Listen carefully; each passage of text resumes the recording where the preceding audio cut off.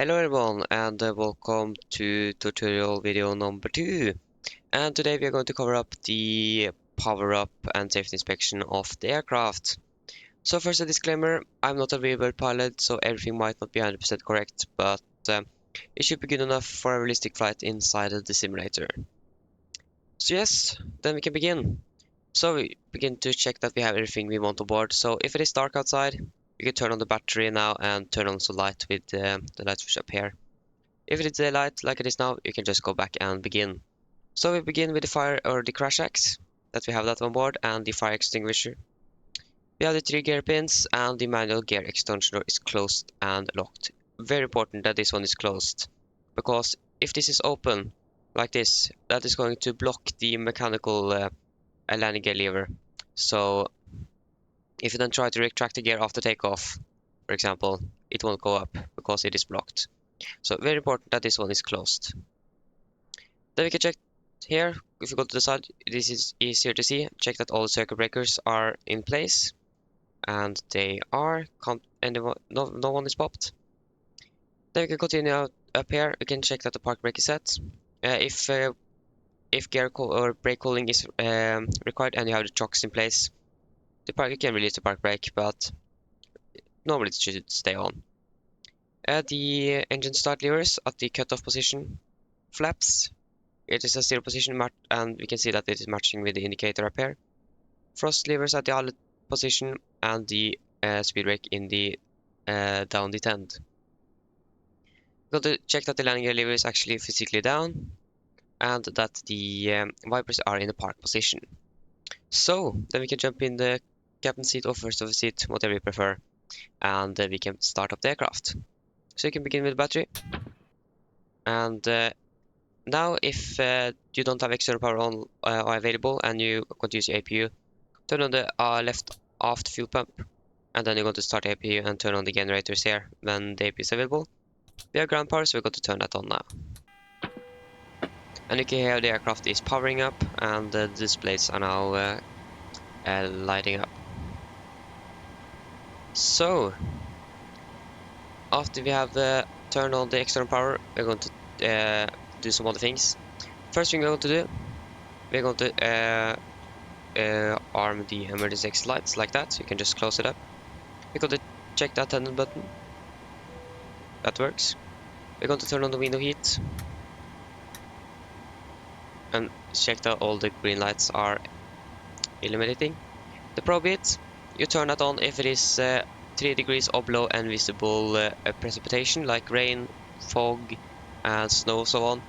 As you can see outside, it is no visible precipitation and it is probably above 3 degrees, so that is not required.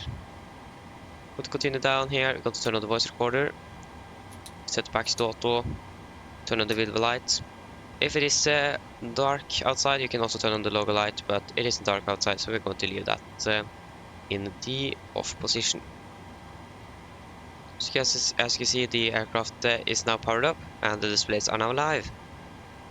So normally what I do now I normally turn on the lights. I do like to have those background lights in the cockpit. I don't know why, but it makes a better feeling in the cockpit. So if it is dark, for example, you will turn on those lights now. I normally does it every flight, so then I'm going to turn that on. So then we can begin up here. We can begin with the flight recorder test. Just check that the light is extinguished and illuminating again, and you should get the overhead warning up here. You can check the Mach or the overspeed test. Both are working.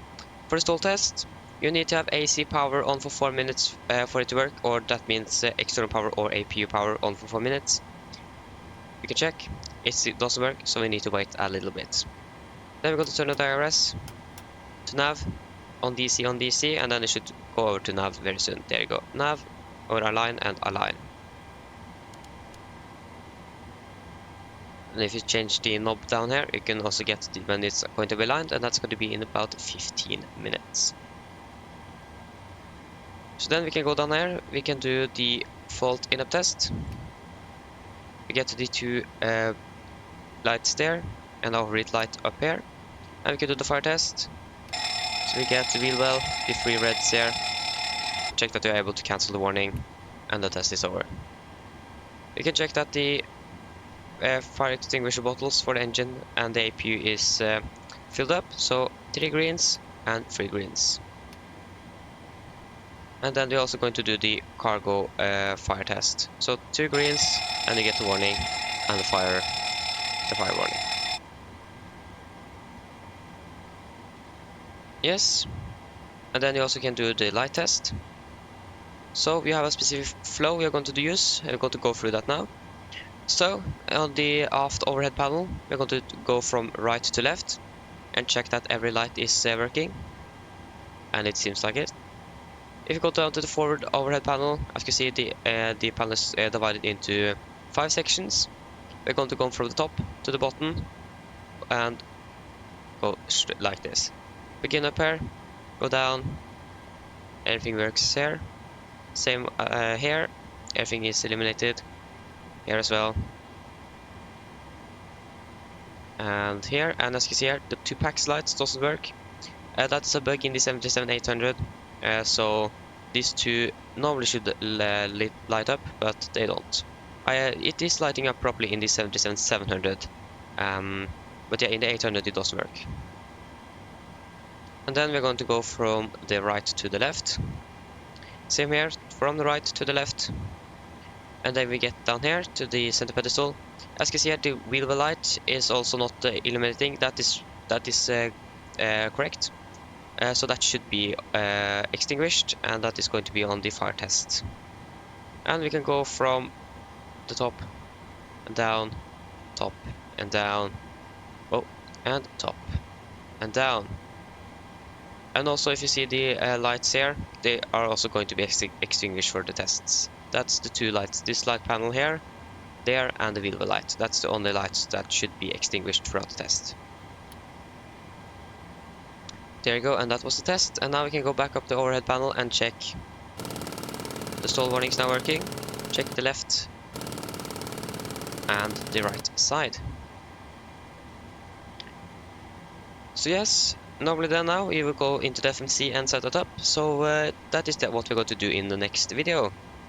So I hope that you have enjoyed this one, and I hope to see you again on a future flight. So have a good one. Bye bye.